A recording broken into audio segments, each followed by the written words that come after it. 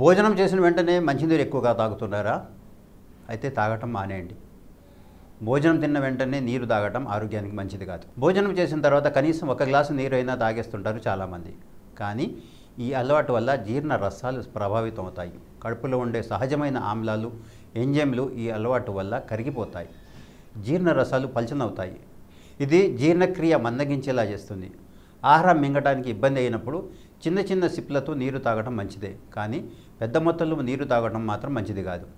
భోజనం చేసిన తర్వాత నీరు తాగితే జీర్ణక్రియ వేగవంతం అవుతుందట. దీనివల్ల ఆహారం తొందరగా జీర్ణమవుతుంది, కానీ తీసుకున్న ఆహారంలో పోషకాలు శరీరం గ్రహించలేదు. ఈ కారణంగా మంచినీరు ఆహారం తీసుకున్నా సరే దాని తాలూకు పోషకాలు శరీరానికి అందకుండా పోతాయి. కడుపులో ఉండే జీర్ణ రసాలు పలుచన కావడానికి అధికంగా నీరు తాగడం ఒక కారణం. అందుకే భోజనం చేయడానికి ఒక అరగంట ముందు లేదా భోజనం చేసిన అరగంట తర్వాత నీరు తాగడం మంచిది.